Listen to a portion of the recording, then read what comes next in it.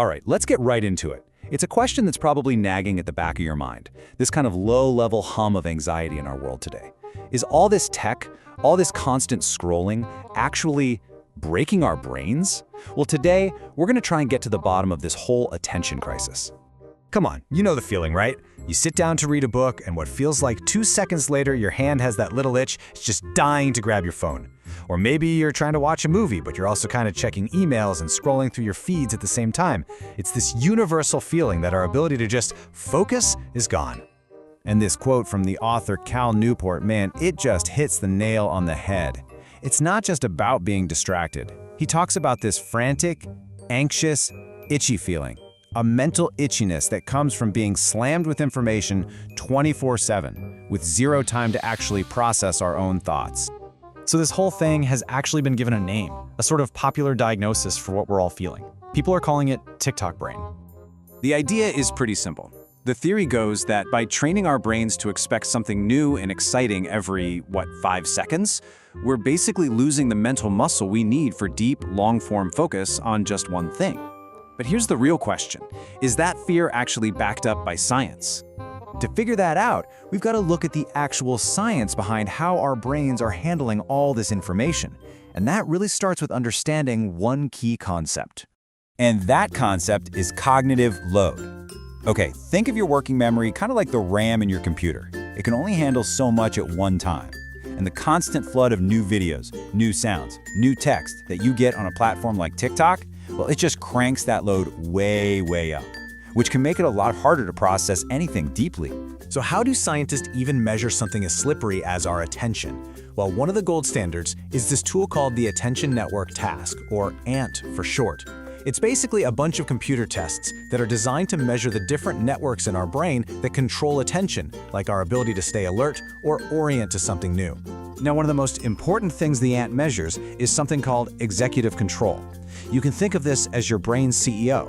It's the part that helps you ignore distractions, sort through conflicting info, and stay locked in on a goal. It's the exact skill we're all worried is disappearing.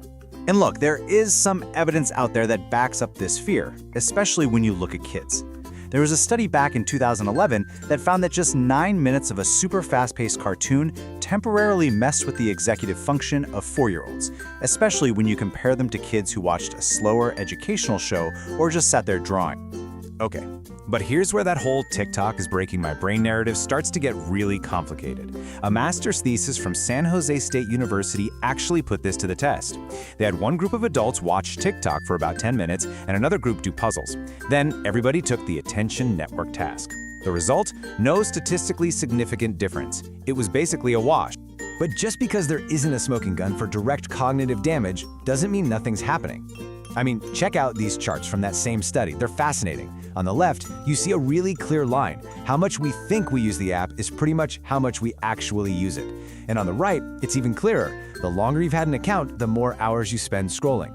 So the platform is, without a doubt, absolutely brilliant at capturing our time. So this brings us to a huge turning point in this explainer. What if the whole "my brain is broken" story is just the wrong way to look at this? What if something totally different is going on? This quote from cognitive psychologist Dr. Gemma Briggs, it just blows the whole idea of a single attention span out of the water. We don't have one single gas tank for attention. It all depends on the task. You might not be able to focus on a boring report for an hour, but you can get completely lost in a video game or a great conversation for 3 hours, no problem. So, what's the alternative theory? Well, the new thinking is that our attention isn't breaking down. It's adapting. It's evolving. In a world that's just overflowing with information, our brains are actually becoming incredibly sophisticated at shifting our focus to whatever seems most valuable or threatening in that exact moment. So let's reframe this. This isn't an attention deficit, it's attention capture. Our focus has become maybe the most valuable resource in the digital world, and there's basically an arms race to grab it. I mean, when the average person is checking their phone 96 times a day, that is not a personal failure of willpower. That's the result of an environment that has been precision engineered to pull you in. And you know what? This new way of looking at it is actually incredibly empowering. Because if the problem isn't that our brains are broken, but that our environment is basically hostile to focus, well then we can change our environment. We can start to take back some of that control. So if our attention really is a resource, we need a strategy, a philosophy to manage it. And this is where Cal Newport's concept of digital minimalism is so powerful. It's a whole philosophy for using technology in a way that serves your deepest values instead of you serving it.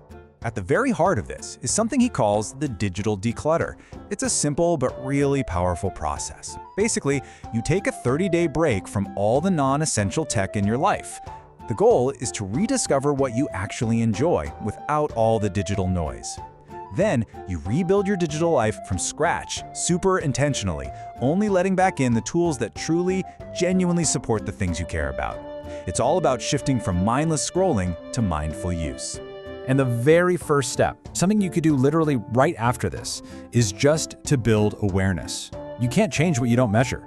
Go into your phone settings right now, whether it's an iPhone or an Android, and just look at your screen time data. See where the time is actually going. The numbers might really surprise you, and that awareness, that's where change begins. And this really gets to the ultimate goal, because the antidote to constant connection isn't just less screen time, it's more solitude. It's about actually creating space to hear your own thoughts, to process your feelings, and just connect with yourself. That's really the foundation of a focused, meaningful life. So let's end with this thought. Maybe the whole panic over our shrinking attention spans is asking the wrong question. Maybe the real challenge of our time isn't how to fix some broken part of our brain. Maybe it's about making a conscious, deliberate choice about what, in this incredibly noisy world, is truly worth our most valuable and finite resource, our attention.